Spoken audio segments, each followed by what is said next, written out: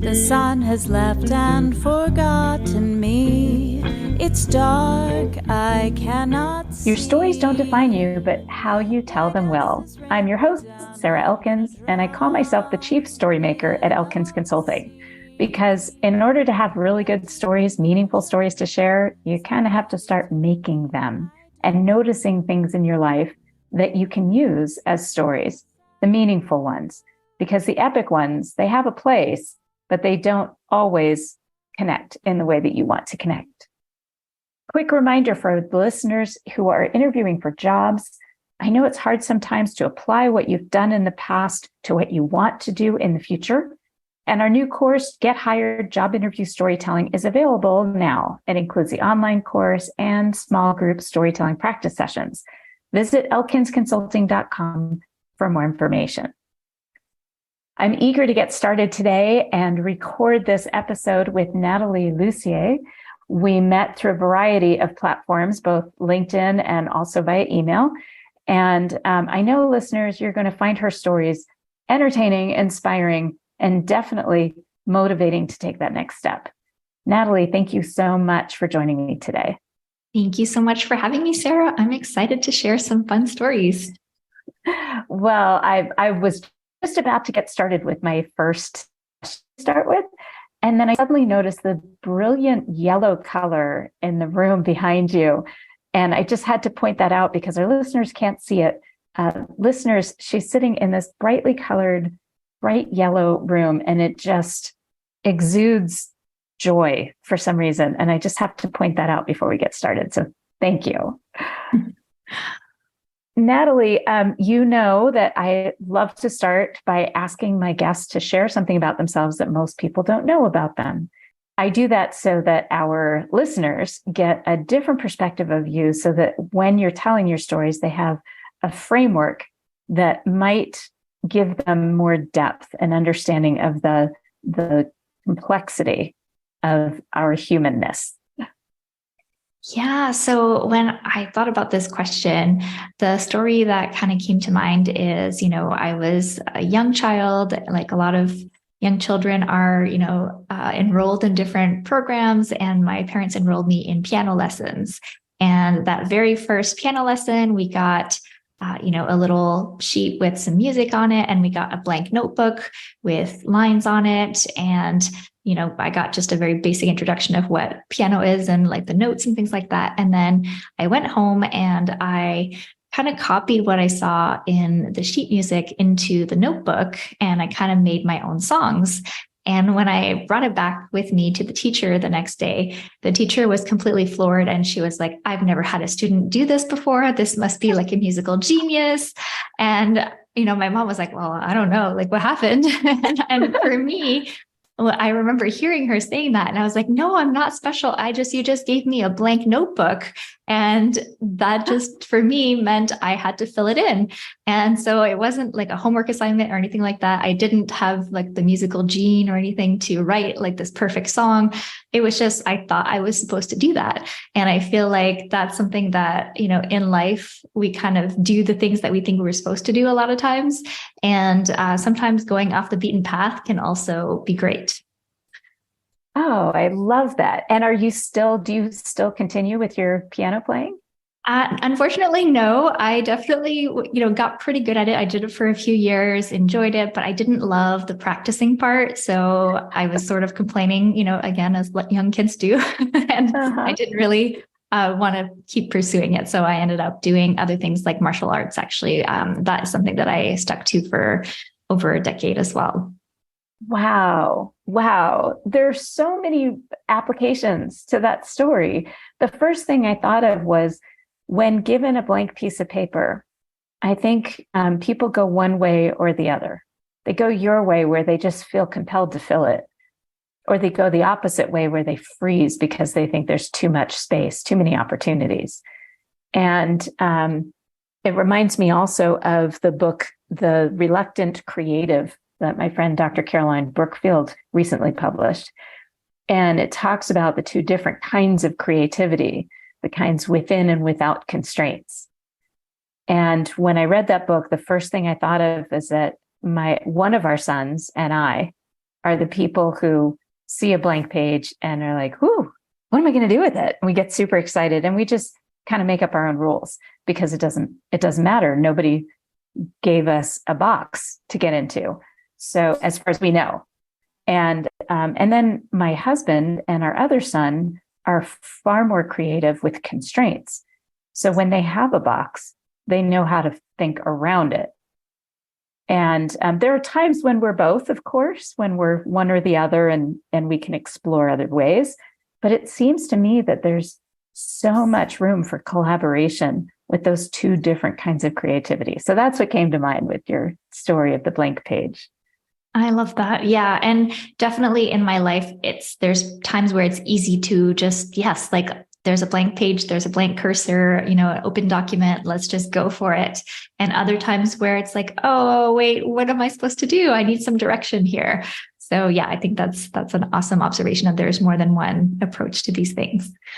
Yeah. Oh, that's so fun. It also reminded me, and we talked about this briefly before we hit record, that a lot of my clients and a lot of the listeners of this podcast are in that transformation phase of their lives where I describe it as in two ways. I have two different analogies for it. One is when you walk into a restaurant, you're so hungry, you're overwhelmingly hungry. You didn't even know you were hungry until you started smelling the food at this restaurant.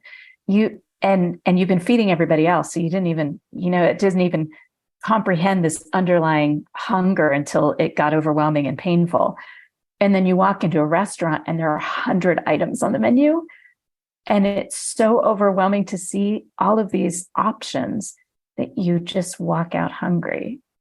And that's that blank page for some people. And the other analogy I use is when you're standing at the doorway of an institution.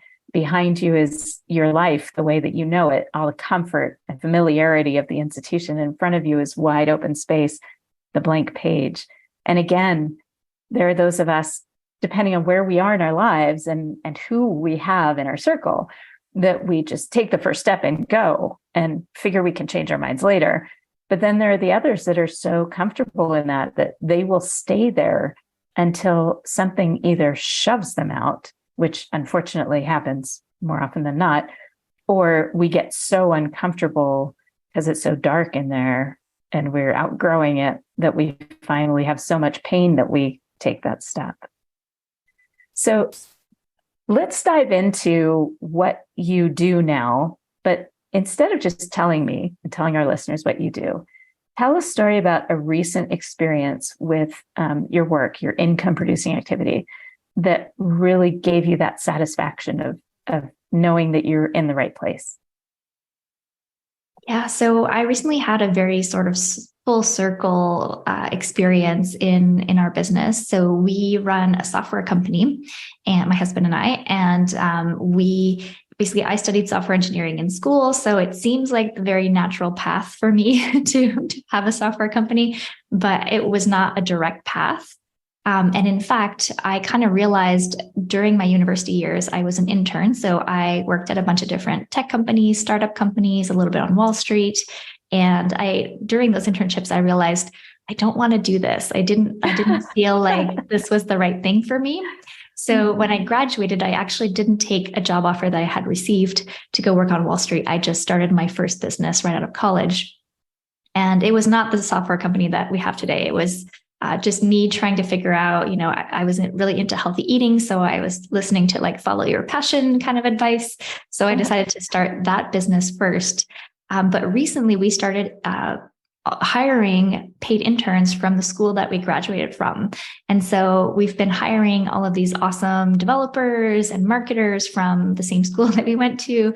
And some of them also are graduating and then joining our company full time as well. And so it's really been cool to be able to mentor people like myself, from way back in the day, who are in these fields and maybe don't feel like the corporate environment is quite right for them, or the other types of jobs that they've had have been, aligned for them values wise or otherwise. So that to me is kind of, a highlight of what we've been able to do with our company, and then being able to sort of give back and offer more opportunities to people, kind of like how we used to be and how we were way back in the day. That's so cool. So what was it in that, I don't know, in which internship, what was the situation where you dismissed the whole career path because of that job? And I ask that because so many of us give up on something because it's the wrong time and wrong person, wrong place. So for instance, like, I have a client who started in accounting and had such a bad job in that field that she just scrapped the whole idea, even though she really liked doing the work, but she decided that it was all like that. Or you hear people that decide to go for counseling. They finally realize that they need to go for counseling. They have 2 appointments with one counselor and they give up entirely, not knowing that sometimes you got to shop around. You got to find the right one that's going to have the impact. So what was your experience that made you go, oh, I'm not doing this. This is not my thing? Oh, I love that question and the examples that you shared, because it was definitely the specific scenarios. So I remember one of the tech startups I was working at, it was being sued by IBM, and there were layoffs while I was there. And, we were interns. So they basically just wrote down people's names on the board and said, if your name is not on here, go pick up your stuff. And you're gone, right? And I remember our names were not on that board. We were like, what about interns? Like, what are we not being considered? Are we being sent home too?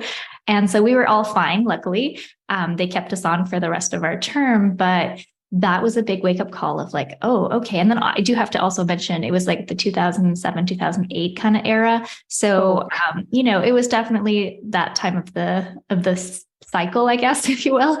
And so also another co-op program, another internship that I had was on Wall Street, and they had also laid off a bunch of people that I had worked with while still offering me a job. And I was like, how long am I going to have this job for if they're laying people off at the same time as they're offering, these new people jobs, right? So there was definitely this, I didn't feel like it was as safe of an option as everyone kind of assumed, right? So because I had worked there, I knew it wasn't as stable, and I knew there was kind of a lot of turbulence, if you will. And it felt like a good time to start my business was before I had kids, before I had a mortgage, before I had all those things. So I was like, well, yes, and yes. Why not just try it and see what happens? And so that was kind of what was going on in my mind, if that makes sense. Yeah, it absolutely does. And again, it generates all these ideas in my head. And the first is, it sounds to me like part of it was the lack of security. I don't know. What I know about you as an entrepreneur is that wasn't the whole thing. Like that was, do you need security? Can you find something else? I'm resourceful. I'm resilient. I'll find something else if I get fired. It sounds to me, because you're such an empathetic person, that it was more the environment than it was the work. It was, if people can treat each other so shitty, I don't want to be part of that industry. I can't tell you how many real estate agents have been like, no, the one that sold us our house 20 something years ago, she lasted 1 year in real estate and went, I loved what I did. I love my clients, but man, that environment is really unpleasant.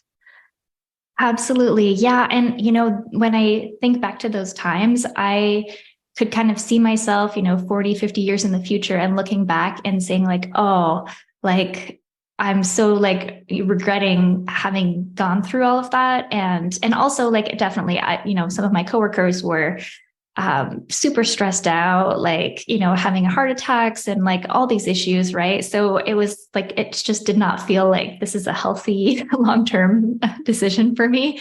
And definitely, we've used that. We say a lot of times, in our company, we're building the company that we want to work for. And so that means like we recently moved to like a 4-day work week.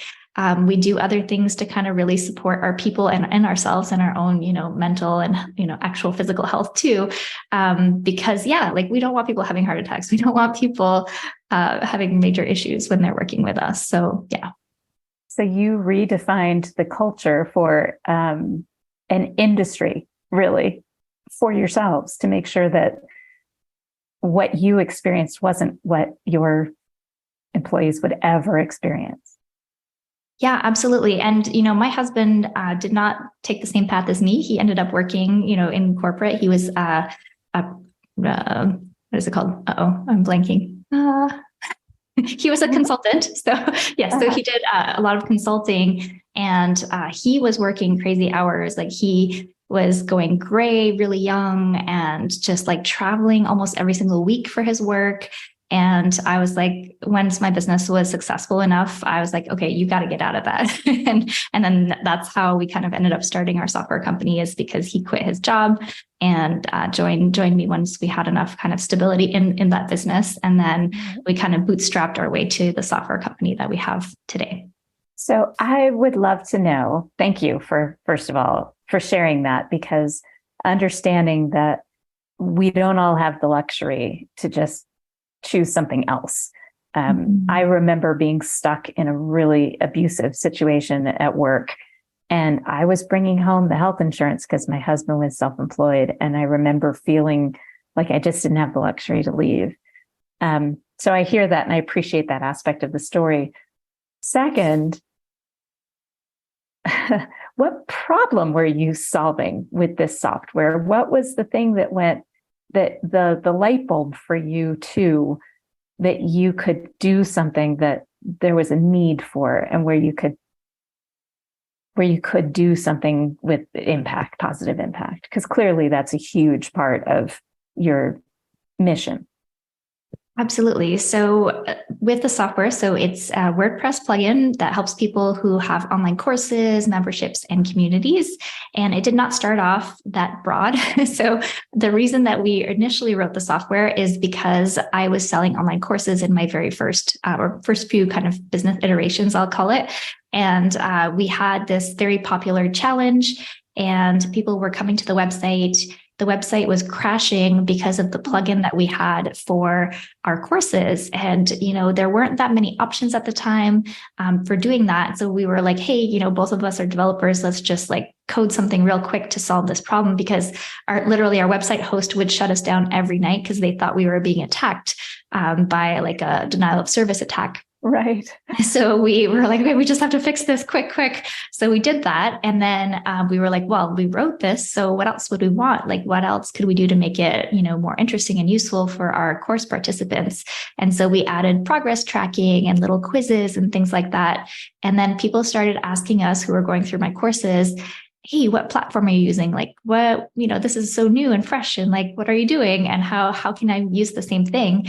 And that's kind of when that light bulb went off of, okay, yes, other people are having similar issues, maybe not as bad as we were with the crashing websites, but they wanted what we were building. And we knew that we wanted to head in the software space, but we also didn't know what it would be like. So we weren't sure if like the support would be too much for us to handle, or, how to sell software, because I had only sold courses and consulting at that time. And so we decided to create a smaller product, which was called Pop-Up Ally.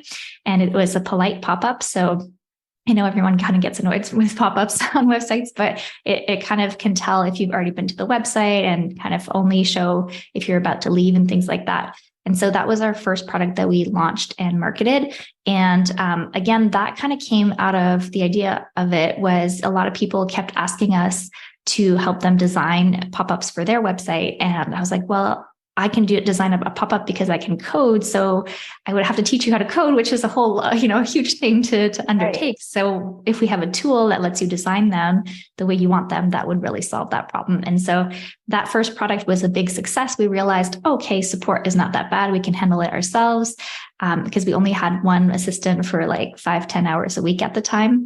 And then after that, we realized, okay, yes, we're ready to launch Access Ally, which is the whole membership and course side of things. And then it's been, I want to say, so 2013 is when we launched Access Ally. And it's grown so much now. It does like payments and automation and gamification and all of these buzzwords and things, but it's really grown a lot over time. And it's a product that we've been able to basically focus on and just keep making better over time. I love that because there's so many, options in that space of course creation and community creation. And I love that you came at it from the perspective of somebody who wanted to have a really good course that was way beyond just creating the software. It was, my course matters. It's helping people be healthier. And wow, I guess I'm not surprised at the transformation and the path that you took, because I think a lot of the best startups start with their own need. I think so too. Yeah, there's a lot to that, kind of scratching your own itch, right? Or solving your own problems. And I see that a lot with like an agency. They have a lot of clients with a similar problem, and then they write software that solves that problem for all their clients. And they're like, oh, well, I could actually offer this to more people. And then they kind of scale it up from there. So yeah, I feel like there's a lot of benefits to knowing what the problems are first yourself. And then obviously from there, now we take a lot of feature requests from our customers and, what are their needs and how are things changing for them over time. So we also do something called a Teams feature. So if people want to sell to, say, a corporate company where, say, they're selling 10 licenses at a time or 50 or something, where that person can then add their team members to go through a course and track their progress and all of that. And that's not something we would have thought of doing. It's something that our customers were like, hey, I have this opportunity to sell to organizations and schools and things like that. And so we expanded out into that as well. I'm again, my brain is just flipping through. I describe it as the hamster on the wheel in my brain, just nonstop.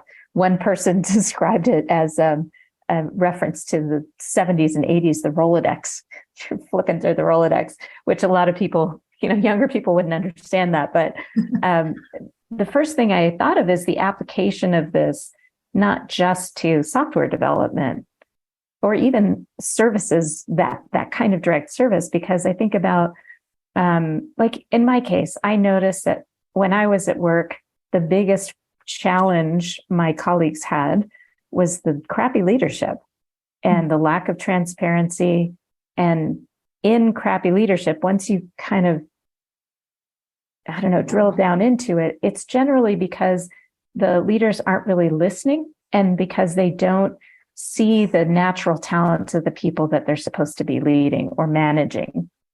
And so that's why I got into what I do. It's not because I saw it from a distance. It's because I experienced it, especially in public sector, and thought, this is what I would have loved, what I would have needed if leaders would have brought somebody like me in to help improve the communication in this team, or to run Strengths Finder so that people understand where their magic is and how they can approach a task differently from how maybe their predecessor approached it and still get to the same positive endpoint.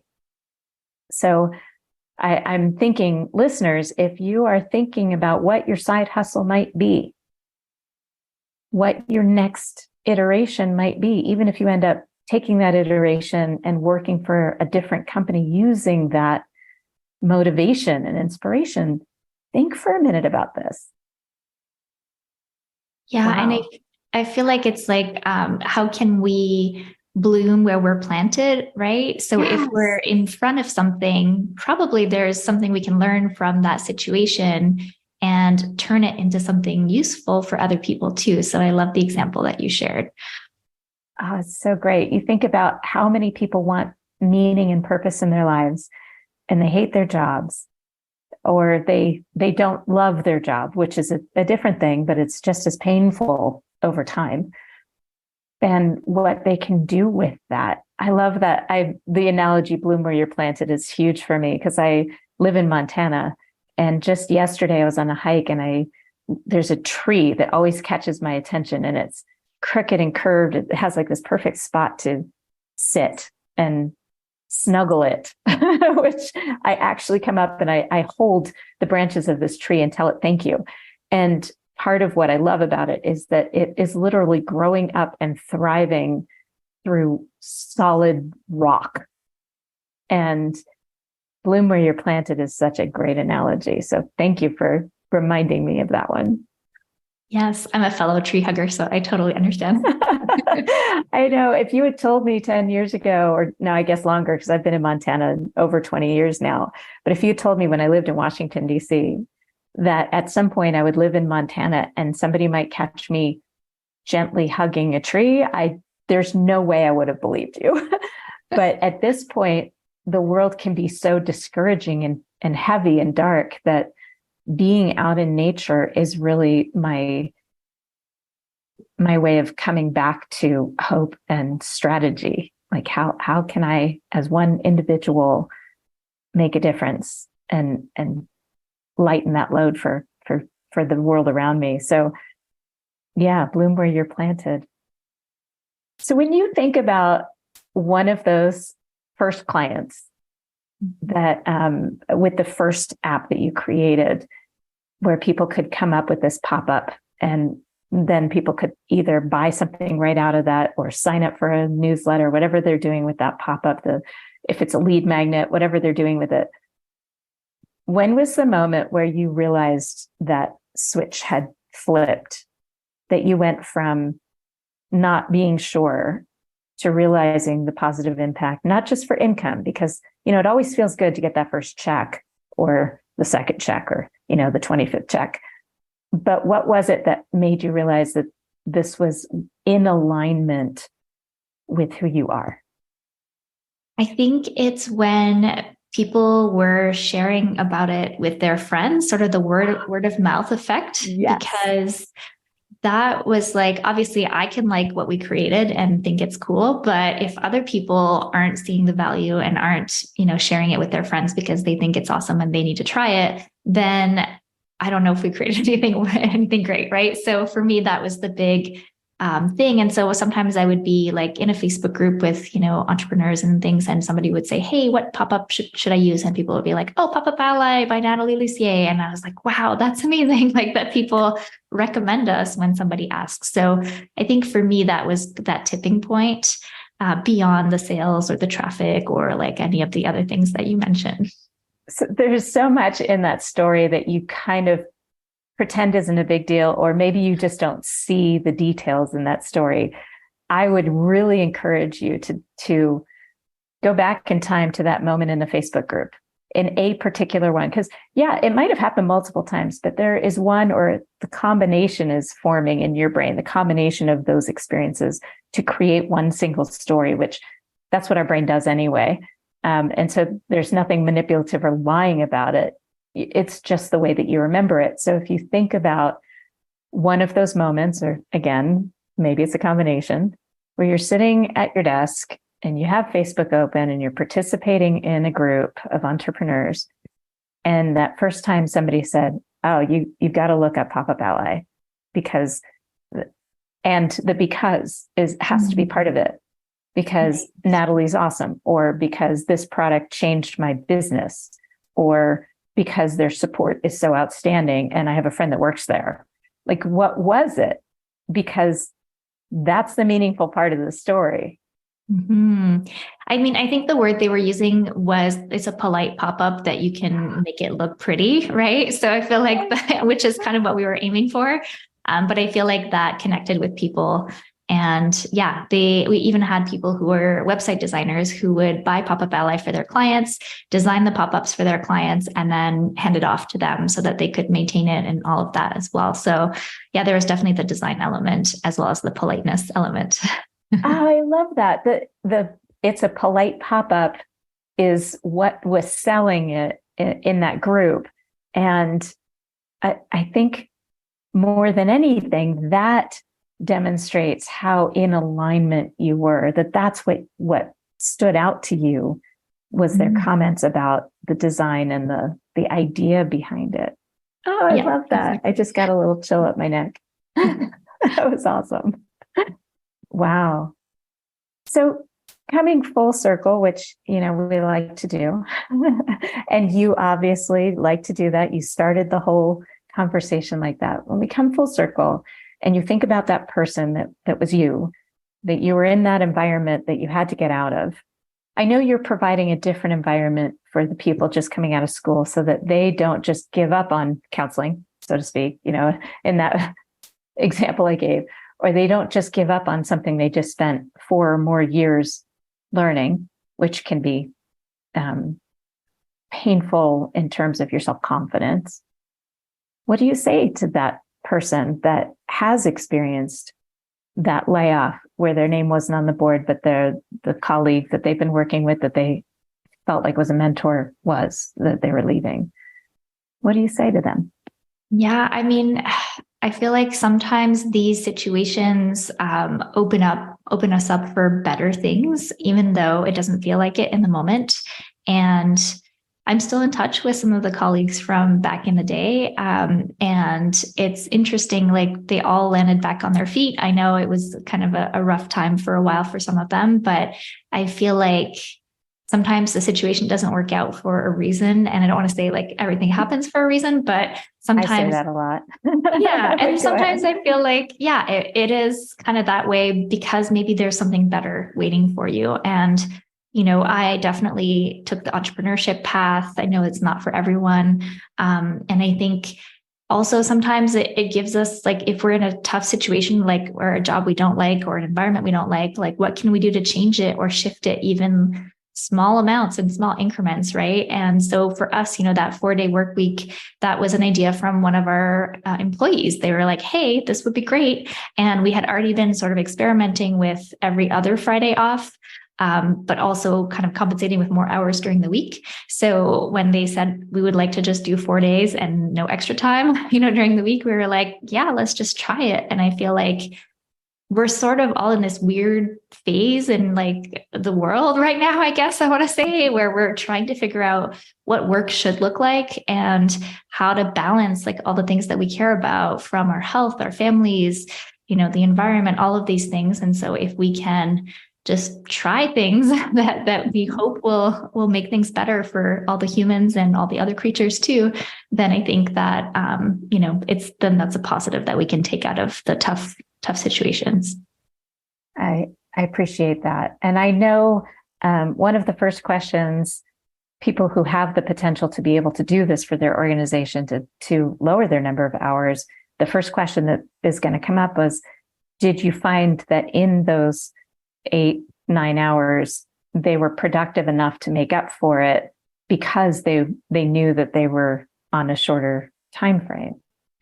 I do. Yeah. I want to kind of compare and contrast. It's been maybe a month and a half-ish or so. So it's not been a super long period of time, but I feel like people are more efficient. And I feel like everyone always has all these things to do outside of work, right? Like whether it's dentist appointments or, just like researching things or whatnot. Yeah, exactly. There's a half hour or whatever. Mm-hmm. There's always stuff that we need to do. And so if we're able to just be rested and then have that time to do those extra things outside of work, then I feel like the time that we do put at work is better quality. And I feel like that to me is more important anyways. And I feel like we all have a limit to how much we can do in a day anyways. Yes. So it's not realistic to expect to just take those 8 hours and fit them into the other 4 days and try to make them kind of balance out. So yeah, those observations from the early days so far. Well, I know that my listeners and I will be curious to see how this goes because I believe in that. I know that one of the hardest things for me was when I worked for public sector and you had to put in those 8 hours or take vacation leave or sick leave or whatever. If you took any time off, you could put in more and get comp time, which was not time and a half because we're exempt as state employees. And the thing that bothered me the most was that I am really efficient and I could get all of what I needed to get done by 3 p.m. And I'd just sit there twiddling my thumbs and finding work to do when whatever that was, even if I did have other things that I could start, by that point in the afternoon, my brain is kind of not super efficient anyway. So being tied to the desk didn't make any sense to me. And I know there are people that really want to be in the office for that amount of time. They feel like that consistency is really good for their brain. As a StrengthsFinder coach, I have to acknowledge that there are people who work differently from me. At the same time, I love this idea that you're talking about what should work look like for us. You're not trying to say this is what work should look like for everyone, or it's going to look like this for all of us in this office, even if you don't want it that way. Like just paying attention to how your people work best. I can imagine that that's part of the recipe for the success of your company. It is, yeah. And it's really interesting too, because we've just kind of finished up a hiring round for those interns that I was talking about, which is why it feels so, fresh and recent. But a lot of what they were talking about was like, we really are attracted to the culture that you're building and to how you treat people and our ideas. And obviously like education and all of these things like that feels good to like help people who want to spread their message and their programs and education to more people. But yeah, I think it really comes down to listening to our people and figuring out, what should it look like, right? We get to decide. We get to build the type of company that we want to work for. And if we're not in that situation, if you're in an organization where you don't have that flexibility, how can you push the envelope? How can you be the voice of people who want to make those changes and want to make those improvements? In a positive way, right? Like it doesn't have to be the squeaky wheel gets the grease kind of thing, but I think more people are open to these changes now than ever before. I would agree with that. Definitely. Nathalie, this has been such a pleasure. And just for our listeners, tell us about your company, the name, and where people can find more information. And listeners, you don't have to pause this to write anything down. All these links will be in the show notes associated with the podcast at elkinsconsulting.com. All right, Nathalie, share what you can. Promote your work. Thank you. Yeah. So if you are the type of person who has an online course or wants to start a membership or community type of program, then accessally.com is where to go. We've got a little interactive demo if you want to just check it out and see what it's all about and kind of give it a good run through to make sure it does what you want it to do. And then also you can find out more about me at natalielussier.com. And I have a podcast I recently restarted called Off the Charts Business. So definitely go ahead and check that out on all the podcast networks if you want to listen to it. Do you also share content on LinkedIn or Instagram? Yes, I'm pretty active on LinkedIn. So if you just look up Nathalie Lussier, I'm happy to connect there too. And I actually deleted my Instagram account a few years ago. And for that was for my own mental health. Totally understand that. Oh my gosh. I took Facebook off of my phone and it gave me so much relief. So I totally understand. Yes. Nathalie, thank you again for your time. I really appreciate it. Thank you for having me on, Sarah. This was great. Listeners, it's your turn. I started this question for you about maybe 10 or 15 minutes into the conversation with Nathalie. What can you take on? What can you think about in terms of problem solving where you are now? What is something that you could do, maybe as a side hustle, maybe into the future as you get more experience and build the portfolio of trying it where you are now? Being somebody who blooms where they're planted. What problem can you solve? I'll be curious to find out. Please comment or send me an email. Let me know what you thought of this episode.